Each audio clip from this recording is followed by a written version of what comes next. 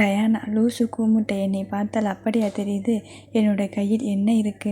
பாலா துப்பாக்கி. டயானா கொன்னுடுவேன். யாராவது என்னை நெருங்க முடியுமா? பாலா அப்புறம் ஏன் பொய் சொன்ன? டயானா சும்மா ஜாலிக்காக. பாலா அப்போ நான்? டயானா என்னுடைய பிரின்ஸ் சார்மிங். பாலா நம்ம கல்யாணம்? டயானா அது பாதி ஆகிடுச்சு, மிச்சத்தை உங்கள் ஊரில் வச்சுக்கலாம். பாலா அப்போ உங்கள் வீட்டில் உங்கள் அம்மா அப்பா? டயானா எங்கள் நாட்டுக்கு 3 பேர் பிணமாக வந்தாங்க இல்லையா, அது என்னுடைய அப்பா, அண்ணா, அண்ணி. அம்மா முன்னாடியே இறந்துட்டாங்க. ஸோ நான் ஒரு அனாதை. பாலா இழுத்த அணைத்தான். இல்லை, என்னுடைய மனைவி.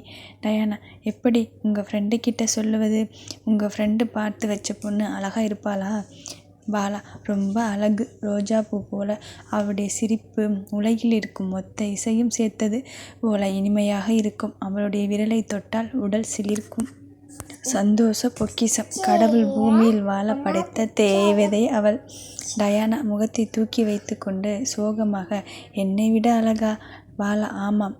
டயானா அப்போ அவளையே கல்யாணம் பண்ணிக்க வேண்டியது தானே, எதுக்கு என்னை தேடி வந்தீங்க? பாலா முடியாதே, அவள் பிறந்து 15 நாள் தானே ஆகுது. டயானா விழி விரித்தாள். பாலா அவளை அணைத்து, என்னுடைய ஃப்ரெண்டு குழந்தைதான் அவள் என்று காதலுடன் முத்தமிட்டான். மறுநாள் காலையில் அஸ்வத் அறைக்கு வந்த பாலா கொஞ்சம் வலிந்து கொண்டே வந்தான். அஸ்வத் காலுக்கு பயிற்சி செய்து கொண்டே, என்ன பாலா வெற்றி போல இருக்கு? பாலா அஸ்வின் குளியல் அறைக்குள்ளிருந்து வெளியே வந்து, போட்டி இல்லாமல் முடிவாகிடுச்சு போல, எப்போ கல்யாணம்? பாலா ஊருக்கு போனதும் கல்யாணம்தான். அஸ்வின் ஆமாம், இப்போதான் அஸ்வத் உங்கள் அப்பா கிட்ட பேசிட்டு வச்சான். பாலா சொல்லிட்டியா? அஸ்வத் பின்ன உன்னை காணாமல் எப்படி தவிச்சிட்டா தெரியுமா? உன்னை பார்த்ததுமே சொல்லிட்டேன். அப்புறம் இன்னைக்கு நடந்த விஷயம் பற்றி அப்டேட் கொடுத்துட்டு வச்சிட்டேன். அவருக்கு சந்தோஷம்தான். பாலா நிஜமா? அவரிடம் சொல்லாமல் கொள்ளாமல் வந்துட்டேன். ரொம்ப வருத்தப்பட்டேன். எப்படி பேசுறதுன்னு புரியாமல் இருந்தேன். ரொம்ப தேங்க்ஸ்டா. அஸ்வத் நம்மை நேசிக்கிற பெற்றவர்களிடம் நாம் இப்படி நடந்துக்க கூடாது. அவருக்கு உன்னை விட்டால் யாரு இருக்கா? பாலா தப்பு தான், என்னவோ யோசிச்சு என்னவோ பண்ணிட்டேன். அஸ்வத் சரி, அதை விடு. இவர்கள் பிளான் ஒர்க் ஆகும்னு எனக்கு தோணலை. அவனுங்க ஒவ்வொருத்தனையா இங்கே இழுத்தாலும் அவனுங்க பெருசாக வளர்ந்துக்கிட்டே இருப்பாங்க. நாம் அவர்களிடம் தேடி சென்று அழிக்கணும். இருவரும் விழிக்க போட்டு தள்ளறோம். 3 பேரும் இங்கிருந்து இவர்களுக்கு தெரியாமல் கிளம்புறோம். பட்ரிக் அப்பா கிட்ட உதவி எடுத்துக்கிட்டு டேனியல் மற்றும் ஈதனை வேரோடு அழிக்கிறோம் என்று சொல்லிக்கொண்டே இருக்கும் பொழுது டயானா அவர்கள் அறைக்குள் நுழைந்தாள். நானும் தான் வருவேன். என்னுடைய குடும்பத்தை முழுசா அழித்த அவனை என்னுடைய கையால் அழிக்கணும். பாலா ஸ்வீட்டி வேண்டாம், இது ஆபத்தானது. டயானா என்னுடைய குடும்பத்தை முழுசா பார்சல் கட்டி அவர்களுக்குள் போதை மருந்தை கடத்தி இருக்காங்க. என்னுடைய வேதனை உங்களுக்கு புரியாது ஹனி. பாலா ஸ்வீட்டி புரியுது, ஆனால் உன்னை ஆபத்தில் நிறுத்த முடியாது. டயானா நான் வந்தாகணும். அஸ்வத் சரி சரி, அமைதி. முதல்ல நான் கிளம்புறேன். அஸ்வின் காலில் கட்டு போட்டு கொண்டு என்னை போல இங்கே இருக்கணும். பாலா நீ தனியாவா? நான் அனுமதிக்க முடியாத. அஸ்வத் நான் தனியாக பட்ரிக் அப்பாவை தான் பார்க்க போகிறேன். வந்துடுவேன். அஸ்வின் நான் போகிறேன். கால் வலியோடு எப்படி போவ? அஸ்வத் கால் வலியெல்லாம் எப்போவே சரியாக போகுச்சு என்று சொல்லிவிட்டு கையில் பையை எடுத்து முதுகில் மாட்டிக்கொண்டு கிளம்ப, அஸ்வின் எப்படி இவங்களுக்கு தெரியாமல் வெளியே போவேன் என்றதும் தாடி மீசையை ஒட்டி கொண்டான். இப்போ ஓகேவா? அஸ்வின் அவருடைய ஃபோன் நம்பர் அனுப்பி இருக்கேன், அவர்கிட்ட தகவல் சொல்லிட்டேன். அஸ்வத் ஓகே என்று வெளியே வந்தான். அஸ்வத் வெளியே வந்தவன் தான் லஞ்சம் கொடுத்திருந்த போலீஸை தொடர்பு கொண்டான். சார் உங்களை பார்க்கணும், உங்கள் ஃப்ரெண்ட்ஸையும் கூட்டிட்டு வாங்க. ஒரு காஃபி ஷாப்பில் உட்கார்ந்தனர். சார் உங்ககிட்ட இருக்கும் கிரிமினல் லிஸ்டில் கொஞ்சம் சொல் பேச்சு கேட்கும்படி ஆட்கள் எனக்கு வேண்டும். போலீஸ் நாங்கள் கூட ஏதாவது உதவி செய்கிறோம். எங்களுக்கு நீங்கள் பண உதவி செய்தீங்கன்னா எங்களுக்கும் உதவியாக இருக்கும். அஸ்வத் டேனியல் கோச்பெடல் அண்டர் கிரவுண்ட் பார்க்கிங்கில் வெடிமருந்து நிரப்பிய கார்களை கொண்டு போய் நிறுத்தணும். அதில் இருந்த மருந்துகளை அந்த ஹாஸ்பிட்டலில் இருக்கும் ஒவ்வொரு அடுக்கிலும் நான் சொல்லும் அறையில் ஒளித்து வைக்கணும். போலீஸ் இது கொஞ்சம் கஷ்டம். அஸ்வத் எப்படி செய்யலாம்? உங்களுக்கு ஏதாவது யோசனை இருந்தால் சொல்லுங்கள். போலீஸ் வெடிமருந்து ஏற்பாடு பண்ணிட்டீங்களா? அஸ்வத் இல்லை, இந்த வேலைக்கு ஆட்களை தயார் செய்துட்டு தான் செய்யணும். போலீஸ் எவ்வளவு பணம் கிடைக்கும்? அஸ்வத், எவ்வளவு தேவைப்படும்? போலீஸ், 1 மணி நேரம் எங்களுக்கு டைம் கொடுக்குறீங்களா? அஸ்வத், ஓகே போலீஸ், ஆனால் பொதுமக்கள் யாருக்கும் எதுவும் ஆகக்கூடாது. அஸ்வத், சார், வெடிமருந்து வெடிக்காது, கவலைப்பட வேண்டாம். நீங்களே பாம் ஸ்குவாட் கூட்டிட்டு வந்து எடுத்துடலாம், மக்களை வெளியேற்றிடலாம். போலீஸ், அப்போ ஓகே.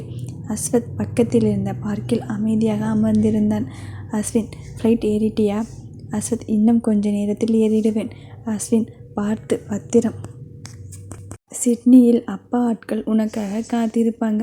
அஸ்வத் சரி என்று ஃபோனை வைத்தான். இங்கிருந்து சிட்னி 4 மணி நேரம் ஆகும், அதற்குள் ஏதாவது செய்யணும். பிரசன்னா ஃபோனில், எப்படி நீ தனியா இந்த வேலையை செய்வே? அஸ்வத், வேறு யாரையும் இந்த வேலையில் ஈடுபடுத்த முடியாது, அவங்க எனக்கு முக்கியம். பிரசன்னா, பயமாக இருக்குடா, நீ பத்திரமா இருக்கணும். அஸ்வத், வந்துடுவேன். நீ நான் சொன்ன மாதிரி வரைபடம் தயாராக வச்சிருக்கியா?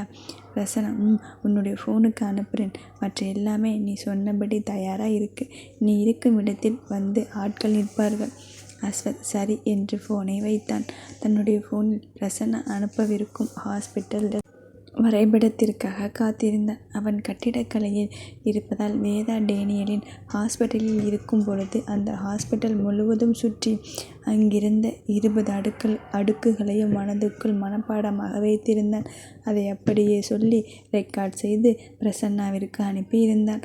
அவன் அதை வைத்து ஒவ்வொரு அடுக்குகளுக்கும் வரைபடம் வரைந்து அனுப்ப சொல்லி இருந்தான். அதை வைத்து தான் எங்கு வெடிமருந்து வைக்க வேண்டும் என்று பிளான் பண்ண முடியும், ஆட்களுக்கு விளக்க முடியும். அவனுடைய இந்த பிளான் வெற்றி பெற்றால் அவன் நினைத்தது போல ஹாஸ்பிட்டலை தரமட்டமாக்கிவிட்டு டேனியல் செய்யும் கடத்தல் மற்றும் உறுப்புகளை திருடும் வேலைகளையும் வெளி ஆதாரங்களுடன் கொண்டு வர முடியும். போலீஸ் 3 சிறிது நேரத்தில் அங்கு வந்தனர். சார், ஒரு 5 பேர் ரெடியாக இருக்காங்க. நாங்கள் 3 பேரும் காரில் வெடிமருந்து எடுத்துக்கிட்டு போகிறோம். எங்களுக்கு ஆளுக்கு $30,000, அவங்களுக்கு ஆளுக்கு $10,000. அஸ்வத் அவர்கள் பேராசை கண்டு கோபம் வந்தாலும் பொறுமையாக சரி என்றார். அஸ்வத் முன் மருத்துவ உபகரணங்கள் ஏற்றி செல்லும் வாகனம் நின்றது. அவன் போலீஸிடம், சார், உங்கள் வாகனங்களை எடுத்துட்டு வந்திருக்கீங்களா? எஸ் என்று அவர்கள் மினி ட்ரக்கை எடுத்து வந்தனர். சில கையுறை மற்றும் சிரஞ்ச் பெட்டிகளை பெரிய ட்ரக்கில் இருந்து அவர்கள் வாகனத்தில் ஏற்றினர். அஸ்வத் அவர்களுக்கு வரைபடத்தை அனுப்பி எங்கெங்கு பெட்டிகளை வைக்க வேண்டும் என்று வட்டமிட்டு காட்டினான். அவர்கள் நகர்ந்ததும் வேறு சில ஆட்கள் அவன் முன் நிற்க அவர்களிடம் வரைபடத்தை அனுப்பி அவர்கள் வைக்க வேண்டிய பொருட்களை எங்கு வைக்க வேண்டும் என்று குறித்து சொன்னான். அப்புறம் அந்த பெரிய ட்ரக்கில் ஏறிக்கொண்டு அவன் முன் ஒளிரும் கம்ப்யூட்டரை பார்த்தான்.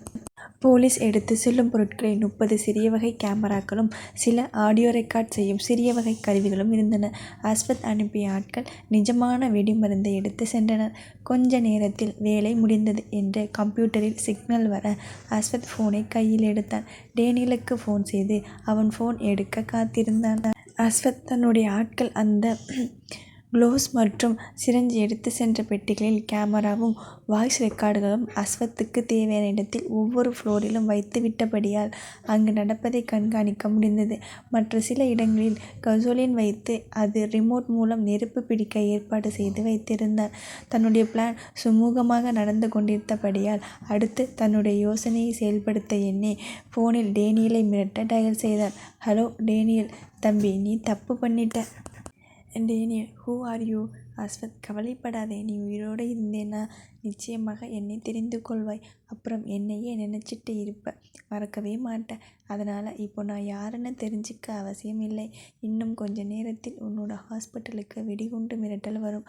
அதனால் நீ காலி பண்ண வேண்டியது எல்லாம் காலி பண்ணிடு. தம்பி. டேனியல், தம்பி தம்பின்னு சொல்லுற, யார் நீ?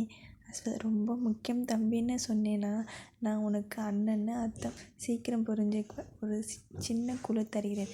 உன்னுடைய தில்லு முள்ளு தெரிஞ்சவன். உன்னுடைய ஹாஸ்பிட்டல் சுவர் எங்கேயெல்லாம் அகலம் அதிகமாக இருக்குது, அதுக்குள்ளே என்ன இருக்குது, எல்லாம் தெரியும். டேனியல் கொஞ்சம் அதிர்ந்தான். சில இடங்களில் ஹாஸ்பிட்டல் சுவர் 2 அடி அகலமாக இருக்கும். அதற்குள் சிறிய அறை போல ஏற்படுத்தி அதில்தான் கடத்த வேண்டிய போதைப் பொருட்களை நிரப்பி வைத்திருந்தான். அவனுக்கு தகுந்த நேரம் வரும்பொழுது அந்த சுவரை உடைத்து எடுத்து போதைப் பொருட்களை நகர்த்தவோ இல்லை நிரப்பவோ செய்துவிட்டு பழையபடி சுவரை அடைத்து விடுவான். அஸ்வத், என்ன தம்பி அமைதியாக இருக்க? பயமாக இருக்கா? இதுக்கே பயந்தா எப்படி? டேனியல் தன்னுடைய மறு ஃபோனில் ஈதனுக்கு டயல் செய்தான். அஸ்வத், யாருக்குக்கா நான் ஃபோன் பண்ணுறேன் என்றதும் சட்டென்று நிமிர்ந்து பார்த்தான். தன்னை சுற்றி சுற்றி பார்க்க, அஸ்வத் ரொம்ப யோசிக்காதே, உன்னுடைய ரூமில் கேமரா இருக்குது, வாய்ஸ் ரெக்கார்டர் எல்லாமே வச்சிருக்கு. டேனியல் சட். அஸ்வத் எஸ், இனி நீ அதை தான் சாப்பிடணும். ஓகே தம்பி, வச்சிடட்டா?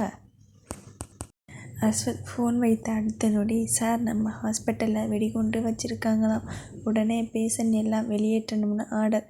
டேனியல் டேனியல் அறையை சுற்றி சுற்றி பார்த்தான். அவன் செய்வதை கவனிக்கிறான். அது ரெக்கார்ட் ஆகும் என்று யோசித்து டேனியல் தன்னுடைய ஃபோனை எடுத்துக்கொண்டு ஈதன் லைனில் இருக்க பேசிக்கொண்டே தன்னுடைய காரை நோக்கி பாய்ந்தான்.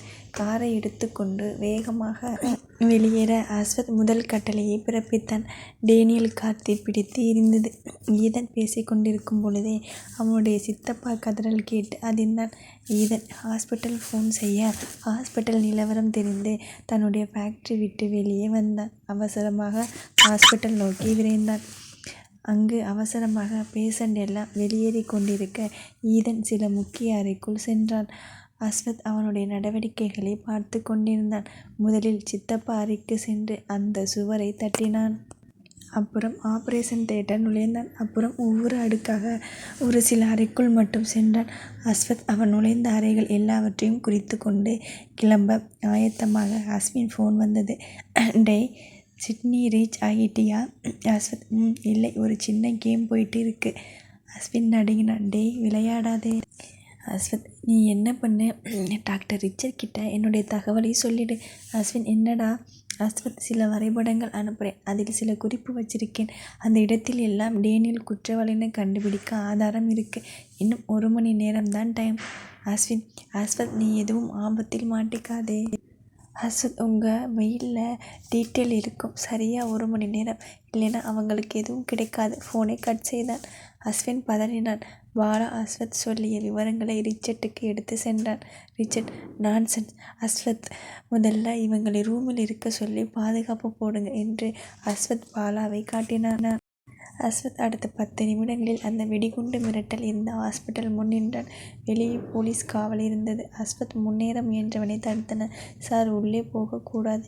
அஸ்வத் என்னுடைய பிரதர் உள்ளே இருக்காரு, அவர் கூட யாரும் இல்லை, அவரால் தனியாக எழுந்து நடந்து வர முடியாது, ப்ளீஸ் நான் உள்ளே போகணும். போலீஸ் சார், நீங்களே வயசானவர் போல இருக்கீங்க, நீங்கள் உள்ளே மாட்டிக்கிட்டா என்ன செய்வது? உங்களுக்கும் ஆபத்து. உங்கள் பிரதர் எங்கே இருக்காருன்னு சொல்லுங்கள், எங்கள் டீம் போய் கூட்டிகிட்டு வருவாங்க. நீங்கள் உள்ளே போக முடியாது. அஸ்வத்தின் கிழவன் வேடம் உபயோகப்பட்டது. அஸ்வத் சார் ப்ளீஸ் உள்ளே அனுப்புங்க என்று கெஞ்ச அங்கு வந்த ஒரு ஆஃபீஸர் அஸ்வத்தை அடையாளம் கண்டு கொண்டு உள்ளே விட்டார். அஸ்வத் அங்கே சென்றவன் ஈதன் சென்ற அறைகளுக்கு சென்று தனக்கு ஏதாவது கிடைக்குமா என்று பார்த்தான். ஒரு அறையில் அஸ்வத் அவன் குரலை கேட்டு நின்றான். ஹூ ஆர் யூ என்றவன் ஈதன். அஸ்வத் சிரித்தான். முகத்தில் ஒட்டி இருந்த தாடியை எடுத்து எறிந்துவிட்டு, ஹலோ பாஸ், மீன்ஸ் நீ அஸ்வத்? எஸ் பாஸ், நல்லா புரிஞ்சுக்கிட்டேன். ஆனால் புரிஞ்சிக்காமலே உங்கள் சித்தப்பா போய் சேர்ந்துட்டார். நீ நெருப்போடு விளையாடிட்டே இருக்கே. ஆமாம், இன்னும் சரியாக 40 நிமிடத்தில் இந்த ஹாஸ்பிட்டல் நெருப்பில் இருக்கும்.